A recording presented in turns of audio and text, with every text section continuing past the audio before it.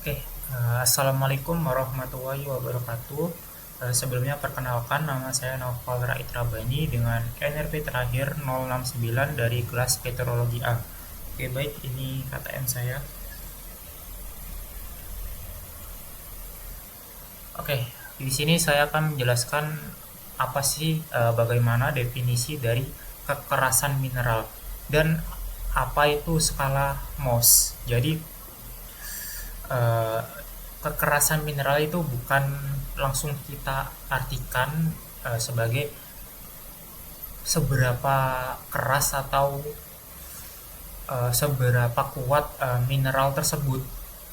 Jadi kekerasan mineral itu dapat diartikan sebagai bagaimana uh, mineral tersebut dapat tergores atau ya seberapa goresan yang bisa diciptakan oleh seperti kuku manusia atau bahkan alat geologi. Jadi ada kok beberapa mineral yang memiliki misal skala Mohs yang tinggi, tapi ya misal berlian, dia itu memiliki skala Mohs yang tinggi tapi ya tetap bisa pecah gitu.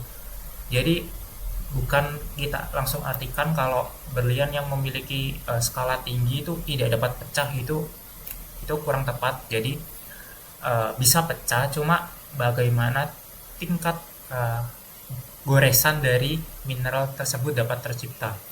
Oke, kita bisa pakai dari skala Mohs yang telah saya sebutkan tadi. Kalau skala Mohs itu uh, ada 10 peringkat. Jadi Mohs itu bukan bisa langsung kita artikan kalau uh, itu absolut gitu loh. Nilainya itu absolut bukan. Jadi skala Mohs itu seperti peringkat lah, ada peringkat 1 hingga 10. Tapi di skala Mohs itu berkebalikan. Justru yang peringkat Mohs 1 itu rendah dan Mohs 10 itu tinggi. Oke. Ada urutan dari skala Mohs. Seperti yang Mohs 1 itu talk kalau nggak salah, dan Mohs 2 itu gypsum, Mohs 3 ada katal, Mohs Mohs 4 itu ada fluorid, Mohs 5 itu ada apatit, dan Mohs 6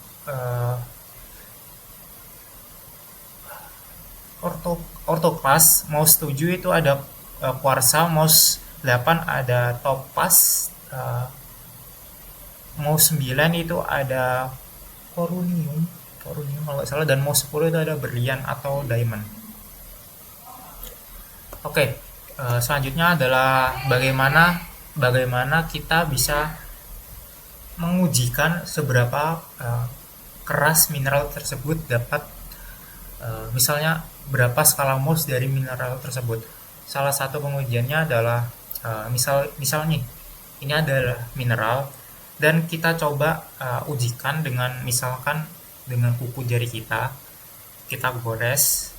Kalau misal goresannya itu ada kurang lebih banyak lah yang tergores, itu berarti dia skala Mohsnya rendah. Dan ketika dia tidak bisa tergores, tidak memiliki bekas goresan, itu dia memiliki skala Mohs yang tinggi. Oke, kita juga bisa mengklasifikasikan berdasarkan alat bantu apa aja dia itu bisa di uh, diklasifikasikan berapa Mohsnya. Misal nih, kita punya ya kuku manusia, kita kita coba gores dan dia itu berhasil menggores, itu berarti skala Mohsnya berkisar antara kurang lebih 3. Itu bisa. Lalu selanjutnya adalah koin, koin tembaga. Misal kita goreskan itu dan misal ada goresan juga, dia itu kurang lebih kurang lebih itu sampai 3,5 lah. Lebih dari 3. Oh sorry, kalau kuku manusia itu 2,5 dan koin tembaga itu 3. Oke, selanjutnya adalah pisau.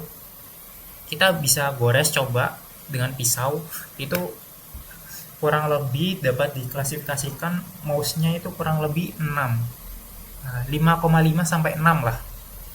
Dan ketika kita pakai kaca, dari pecahan kaca itu lancip banget. Pecahan kaca itu bisa, kalau misal kena goresan itu kurang lebih hingga 6,5. Dan eh, kalau skala Mohs 7, 8 hingga 10 itu sangat susah, atau bahkan tidak bisa untuk digores karena ya tingkat kekerasannya itu tinggi lah. Jadi kurang bisa digores dengan ya sekedar seperti, harus ada alat khusus lah. Oke, selanjutnya eh, apa sih keterbatasan dari skala Mohs? Oke, skalanya itu tidak linear, jadi kan dia itu skala yang relatif, bukan absolut. Jadi ya kurang lebih banyak kesalahan lah dalam penggunaan dari skala Mohs itu sendiri. Oke, selanjutnya adalah di pengaruh pelapukan. Itu permukaan yang lapuk itu dapat mempengaruhi nilai juga dari skala Mohs tersebut. Jadi kalau misal permukaannya itu lapuk, jadi kita susah buat mengklasifikasikan berapa sih skala Mohsnya, karena ya ada permukaan yang lapuk. Jadi nilainya itu ya tidak bisa dipastikan gitu. Dan skala Mohs sendiri itu cuma memiliki satu parameter. Uh, jadi cuma dari kekerasannya saja itu nggak cukup buat mengklasifikasikan mineral itu keras atau enggak. Ya kita coba dengan kuku aja, misal tergores, ya itu belum bisa mengklasifikasikan mineral itu tingkat kekerasannya berapa. Oke. Kurang lebih begitu yang dapat saya sampaikan. Kurang lebihnya mohon maaf. Wassalamualaikum warahmatullahi wabarakatuh.